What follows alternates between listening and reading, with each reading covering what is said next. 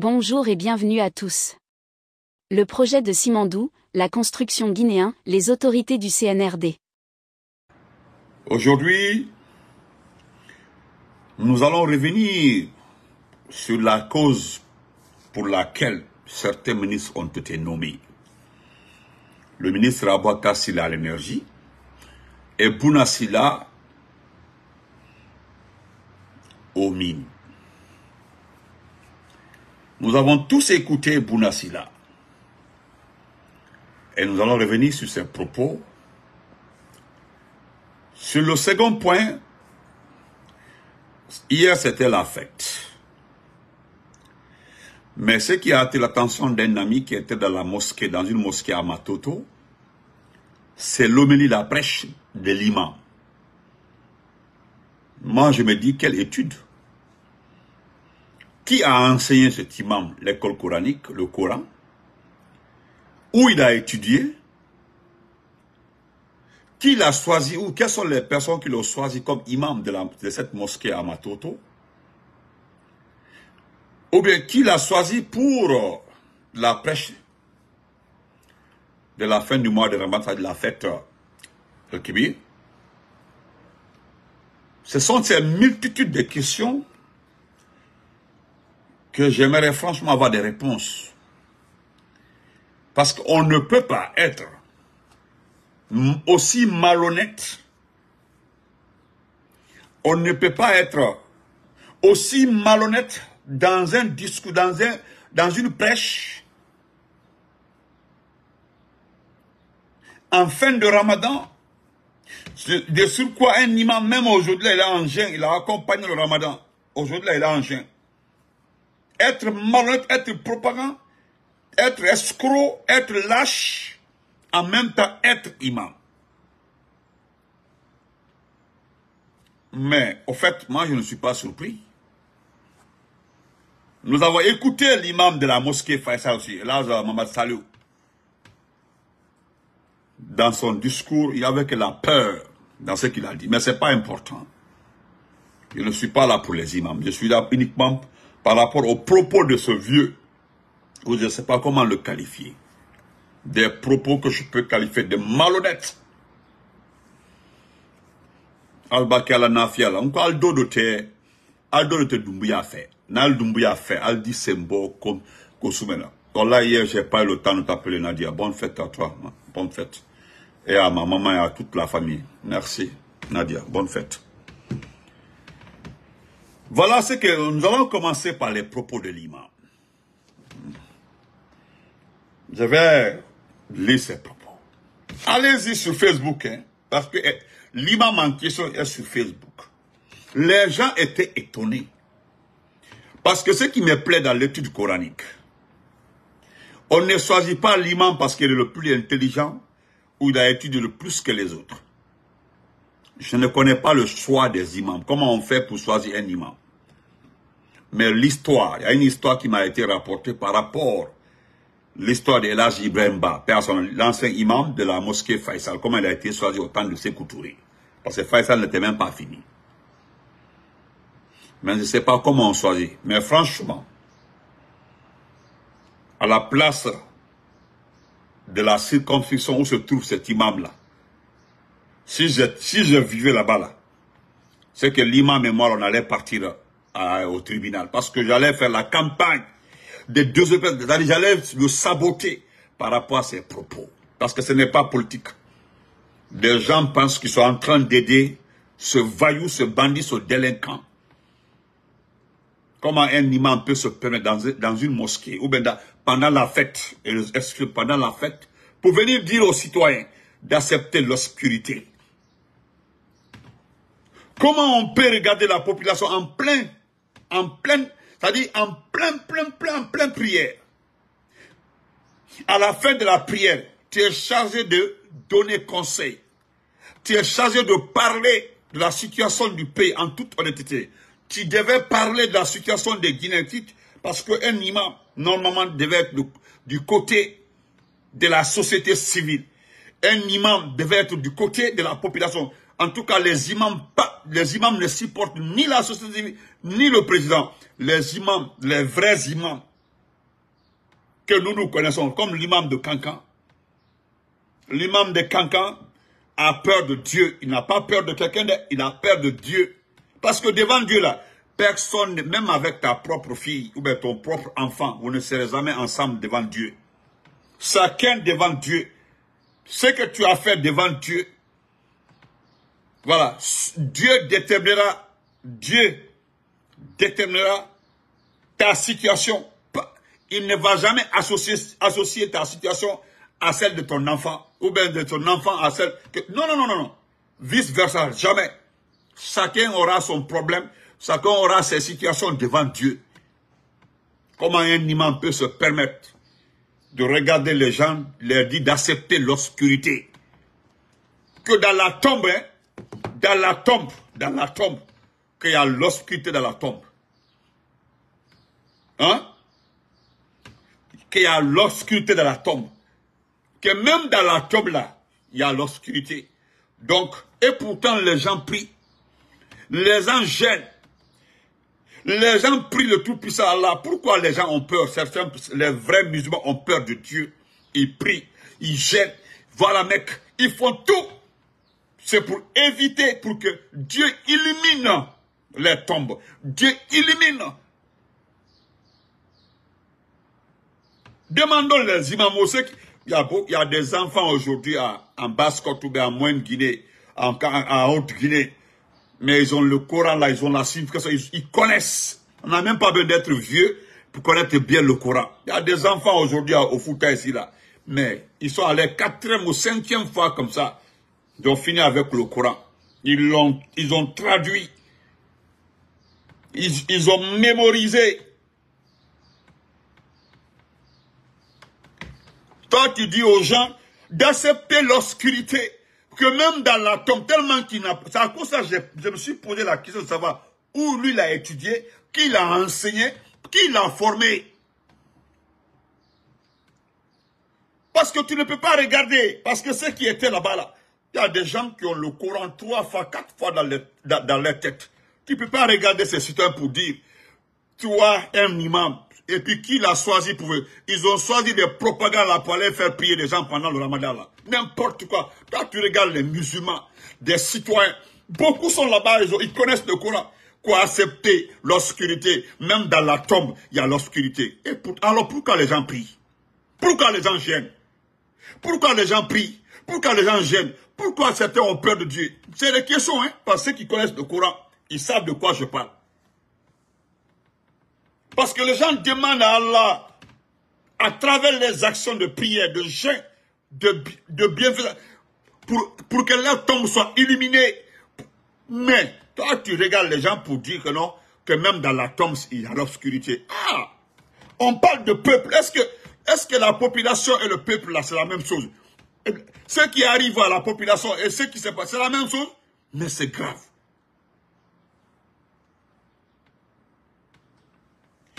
Ce qui m'a plu, mon ami, c'est un ami, hein, il dit, Benito, il a écouté. Benito, je t'envoie, tu vas, il faut écouter votre imam là, hein. Il m'a écouté. Tellement que ça m'a énervé, j'ai dit au frère, non, écoute-le. Les gens sont dépassés. Quand il l'a dit, beaucoup se sont levés, ceux qui attendaient le dôme là, sont levés pour partir.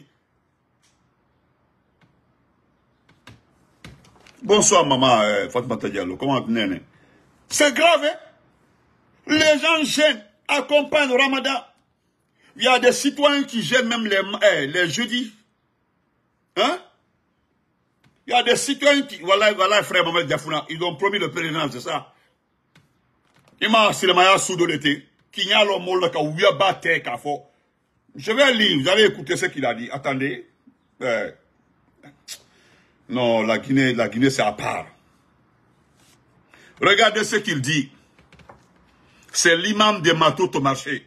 L'imam de Matou Tomarché. Il dit, cher peuple, chers musulmans, chers concitoyens, dans la tradition quoi, dans la tradition, ils ont traduit. Il dit, n'ayez pas peur de l'obscurité, puisqu'on est appelé à être dans la tombe. Et Allah. Et dans la tombe, c'est obscur. C'est ça qu'il dit, hein. Chers concitoyens, chers musulmans, chers, n'ayez pas peur de l'obscurité, de ne pas avoir peur de l'obscurité. Il a oublié qu'on parle de développement. Il a oublié qu'on parle de bien-être. Il a oublié qu'on parle de droit. Il a oublié que nous parlons ici de développement.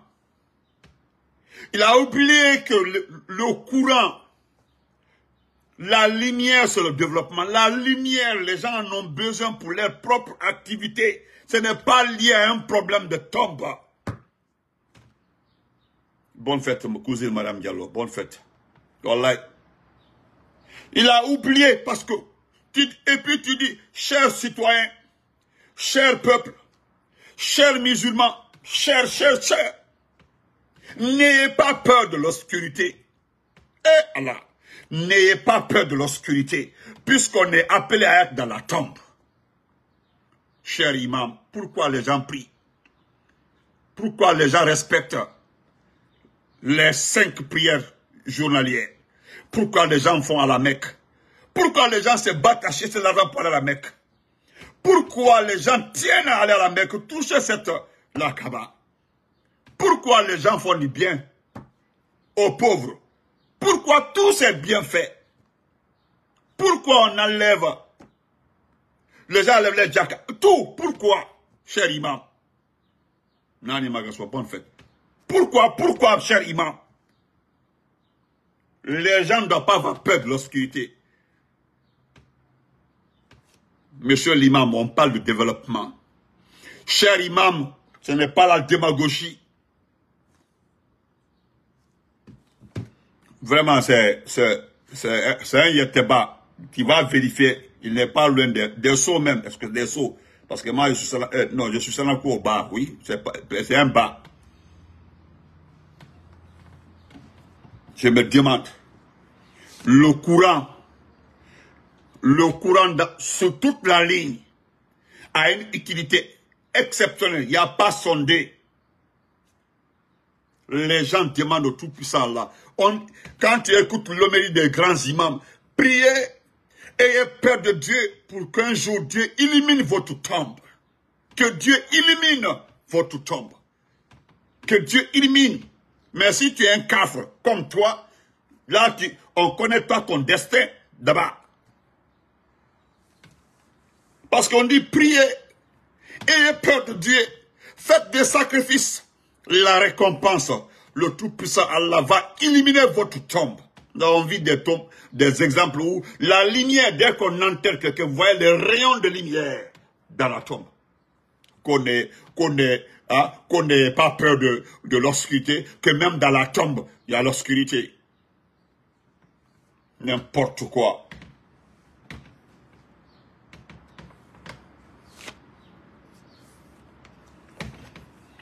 Je suis dépassé.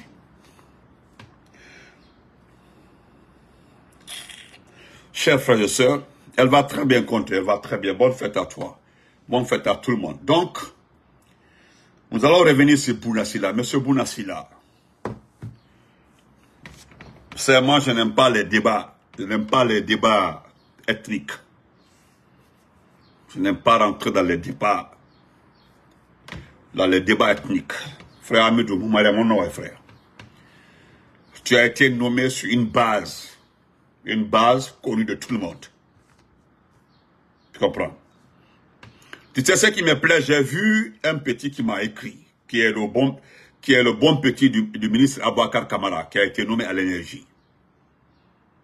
Tu sais ce qu'il m'a dit, Bouna-Sylla? Il dit qu'il me respecte, il m'aime beaucoup. Il dit qu'il m'aime. Il dit qu'il m'aime, il me connaît bien, il me respecte. Il est un de mes fans. Mais qu'est-ce qu'il veut me dire pour un conseil? Il ne veut pas que je touche à Abouakar Kamara, c'est-à-dire le ministre de l'énergie. Nous parlons d'une même affaire de courant comme ça, M. Bouna-Sylla. L'affaire de courant. Nous avons vu un sage Soussou, notre papa Soussou, assis. Ses enfants travaillent avec le courant. Tout le secteur à Bofi travaille avec le courant. Ce sont des vrais soudeurs. Ils font les portes, les fenêtres, des activités. Le papa, le monde entier, allez-y voir l'original de la vidéo originale du vieux. Alpha Condé yo, fa, depuis ce gars, allez-y voir le nombre de vues de la vidéo originale. C'est un papa, c'est un soussou, un Yerewolo soussou. Le vieux là n'a pas regardé son ethnie. Le vieux là n'a pas regardé une ethnie. Il a regardé la souffrance. C'est dans ça là, les gens mangent. Les activités liées au courant. Mon cher imam, Abakar ou le petit, c'est ce que j'ai dit au petit Bouna. Il y a des femmes, nous connaissons les femmes de Conakry. Quand tu donnes le courant à une femme, tu prends deux frigos ou 3 frigos, mais un seul frigo tu donnes à cette femme. Faut quitter, faut laisser la faire de dépense. Il faut plus donner la dépense à cette femme. Le courant 24 heures sur 24 à Conakry. Aucun père de famille ne donnant l'argent à sa femme à Conakry. Les femmes de Conakry. Même à l'extérieur. Parce que s'il y a quelqu'un qui sait exploiter le courant, il n'y a pas plus qu'une femme. Il n'y a pas sondé. Adja Binta, comment vas-tu, Adja Binta? Ce que j'ai dit au petit, j'ai dit, ah, tu ne veux pas que je parle d'avocat? Allez-y voir ma vidéo. Ce lendemain, je parlais de ce fameux ministre. J'ai fait un direct. Il n'est pas venu me commenter. Est-ce que vous comprenez? Dans un travail, Big Brother, bonne fête. Merci beaucoup, notre grand-père. Condé Junior, Folie Nyanfa, bonne fête. Demandez à... Moi, je ne m'adresse pas aux personnes qui ne connaissent pas Conakry. Hein. Je ne m'adresse pas aux personnes qui ne connaissent pas Conakry. Moi, je l'ai tout le temps dit et je le répète. Je remercie mes parents, toute ma famille, du fait que j'ai grandi dans les villages. Et plus tard, 2 ou 3 villes. Je connais bien les villages et les villes guinéennes. J'ai passé plus de 45 ans en Guinée. Je remercie de tout ça. Je connais très bien ce pays. Personne ne peut m'expliquer le mode de vie du Guinéen. Tu ne peux pas m'expliquer. Je n'ai pas besoin d'explication de quelqu'un par rapport au mode de vie des citoyens guinéens. J'ai eu la chance de côtoyer beaucoup d'ethnies. Monsieur Sida Bouna, le courant a une utilité inestimable. Quand je vois un imam qui dit aux citoyens lors de la prière d'elle, d'accepter l'obscurité, que même dans la tombe, il y a l'obscurité. On dirait qu'il est allé voir la tombe une fois et revenir. Ceux qui parlent de tombe là,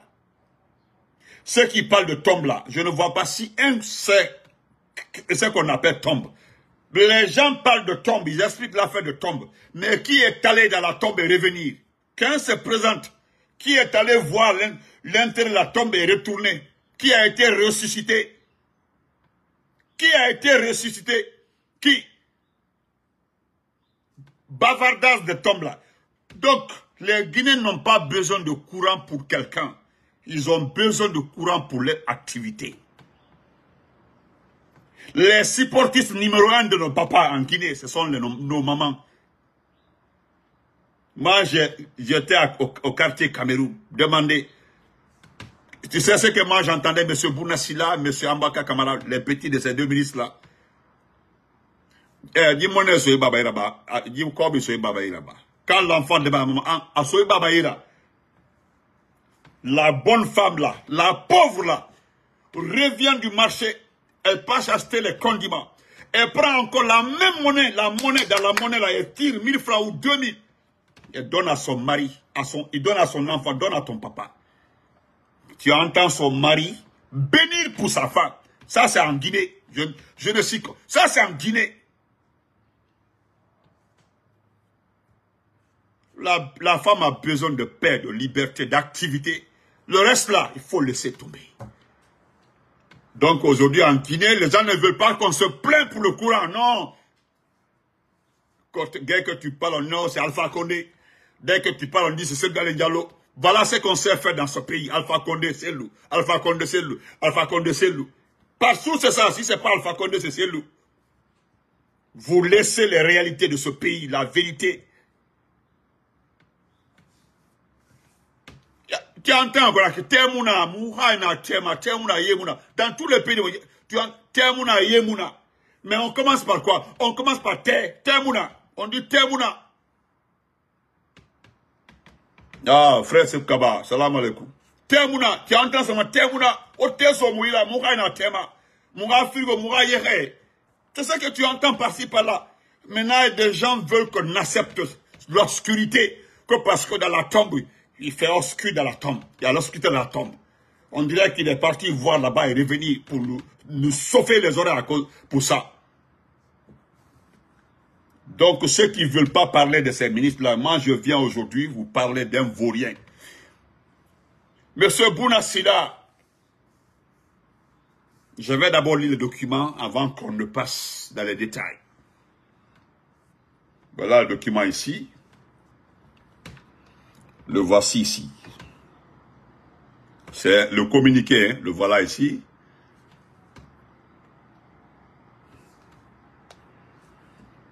Le voilà ici. Donc, mon frère Sebkaba est là. Nous ne sommes pas en Ramadan. Maintenant, là, même si les équipes sont petites, mais je peux lire ça très bien. Merci, frère Ekaba Diaïté.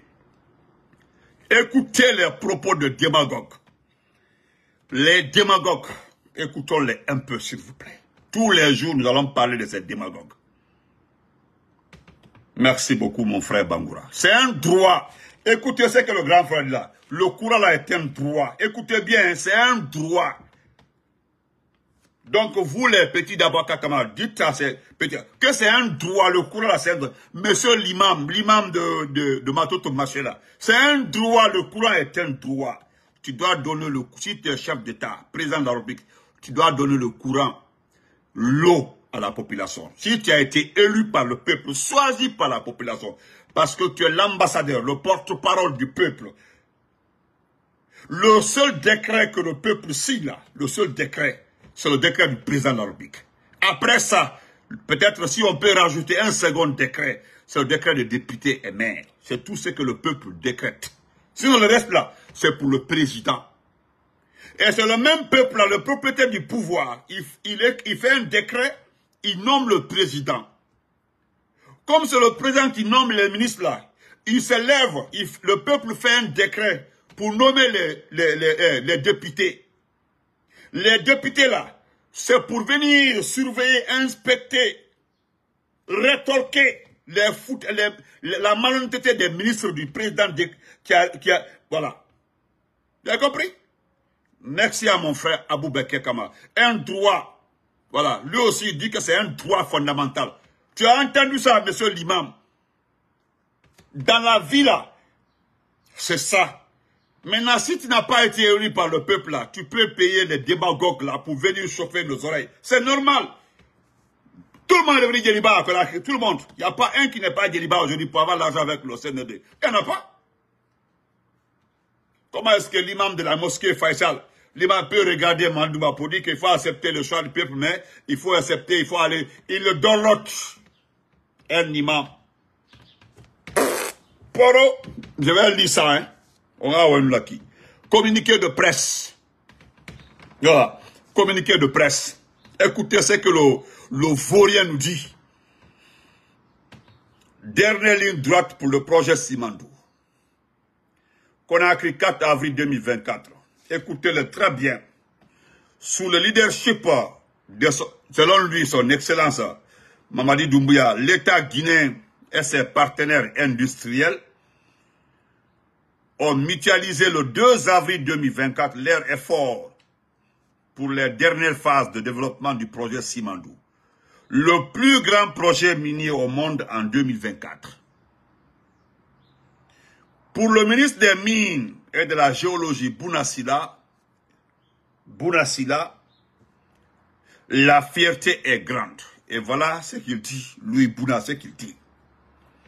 Nous sommes parvenus aujourd'hui, c'est ce que lui il dit, nous sommes parvenus aujourd'hui à signer définitivement le bouclage financier de ce projet pour le rendre irréversible. Écoutez très bien, pour le rendre irréversible.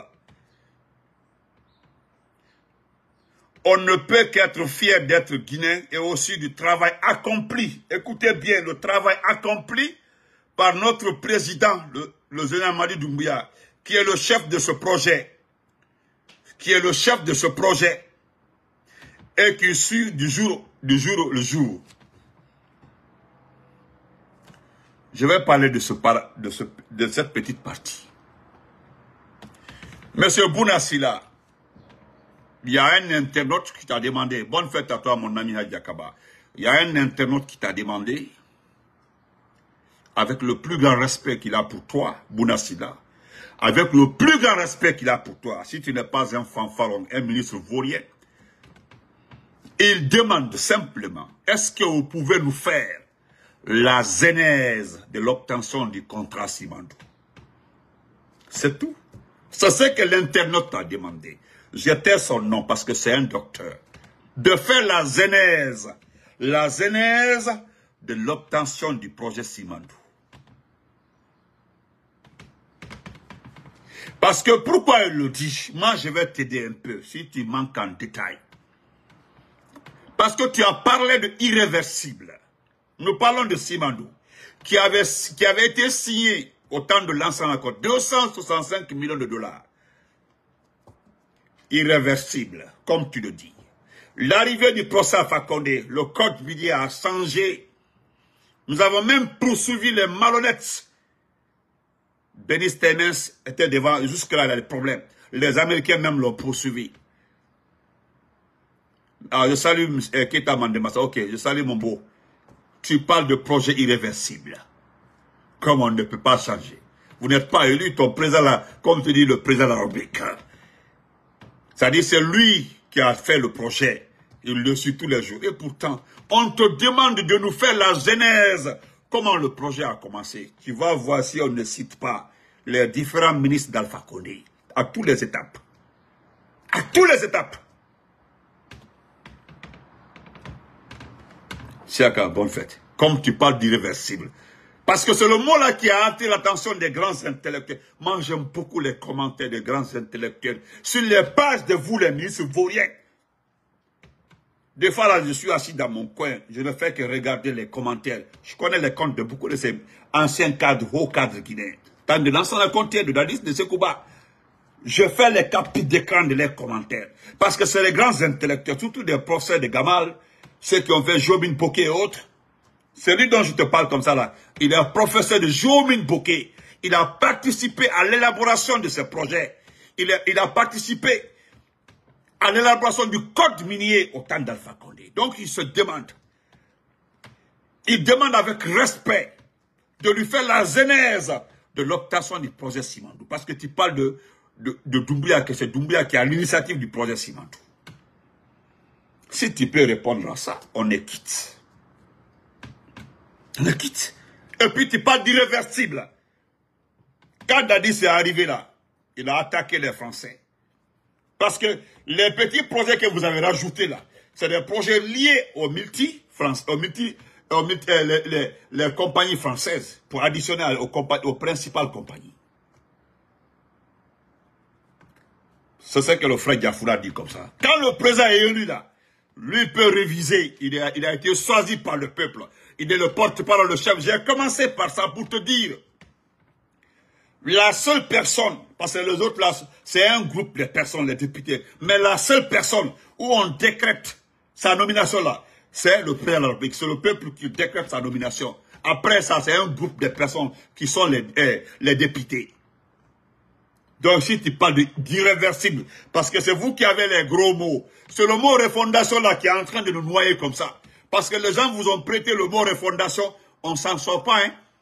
C'est-à-dire on vous prête les gros mots, vous ne connaissez pas le contenu, la définition des gros mots. Refondation, c'est refondation qui est en train de nous tuer comme ça. Parce que tous les jours les gens parlent de refondation. Il n'y a pas un ministre qui peut aligner 3-4 paragraphes sans parler de refondation. Même concernant le dépôt de carburant, ils ont parlé de refondation.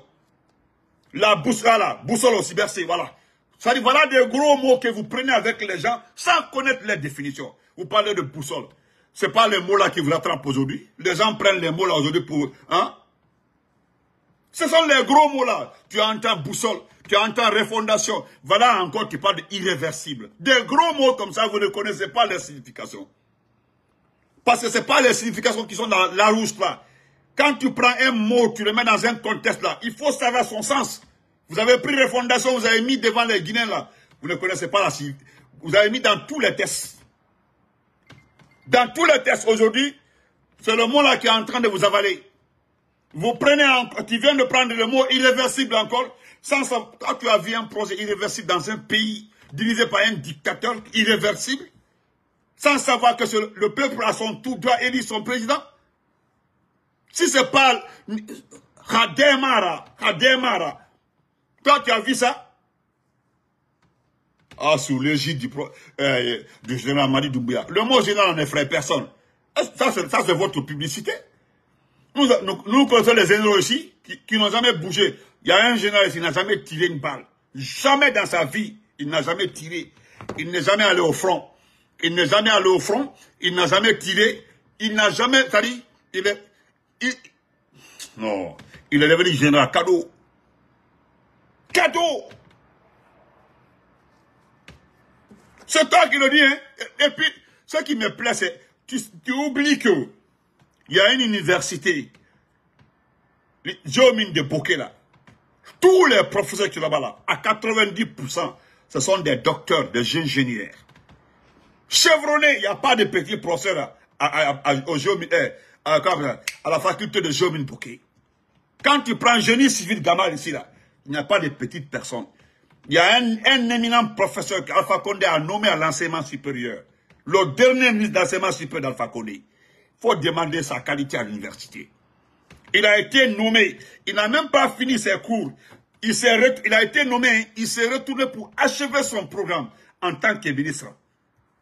Il y a des amis qui ont suivi ces derniers cours en tant que ministre.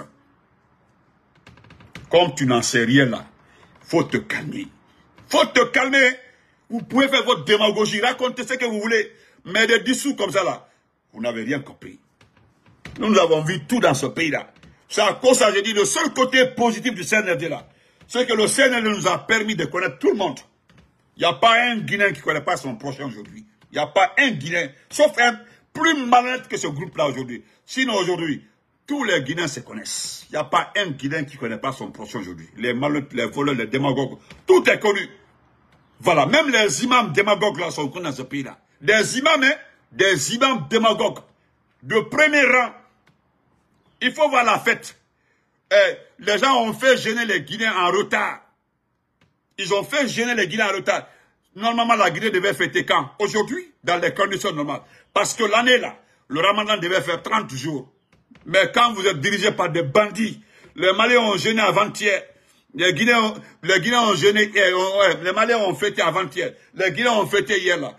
Des mois incomplets. Pour l'année là, le mois devait être 30 jours. Des bandits, quand même les secrétaires de la Ligue islamique là, regardez, c'est qui même? Des démagogues comme ça, là, des démagogues. C'est des imams, parce que quand ils parlent à Guinée, on dit, oh, c'est un imam. Les premiers vauriens dans ce pays-là, ce sont ces imams-là. Les premiers vauriens, ce sont ces imams-là. Ils n'ont pas peur de Dieu. Ils ont abandonné le peuple, ils sont censés défendre le peuple. Hein? Ils sont censés défendre le peuple. Regardez comment les gens souffrent. Regardez comment les gens souffrent. Comment? Et puis les imams sont incapables de regarder le gars là pour dire la vérité. Quand j'ai entendu l'homélie de l'imam de... C'est pas important même. Je continue. Écoutez, hein, je continue. Toi-même, la même personne. Pour rappel, le projet Simandou vise à exploiter le plus grand gisement de minerais de fer à haute teneur inexploitable au monde. Teneur en minerais de fer en moyenne de 65%. Minerais stratégiques pour la transition énergétique. Le projet représente un investissement de plus de 15 milliards. Ce qui est faux. Le projet a été négocié le projet a été négocié, traité à 20 milliards. Nous nous connaissons comme pourquoi et comment ils ont enlevé les 5 milliards. Et qui empoche les 5 milliards. Parce que le projet initial, c'est 20 milliards. Le projet n'a pas changé. Mais dans votre communication, vous parlez de 15 milliards. Depuis la première fois, vous avez recommencé, vous avez remis tout. Non, on doit renégocier le projet Simandou. Nous avons commencé à entendre 15 milliards. Mais après vérification, les experts ont trouvé que sur tous les documents, vous n'avez pas enlevé les 20 milliards. Donc, c'est à cause de ces 5 milliards-là que les Guinéens vont souffrir. Parce qu'il y a un groupe de personnes qui doivent se partager les 5 milliards. Vous avez demandé à vos partenaires de ne pas parler de ces 5 milliards. Oui, pour pouvoir avoir les projets.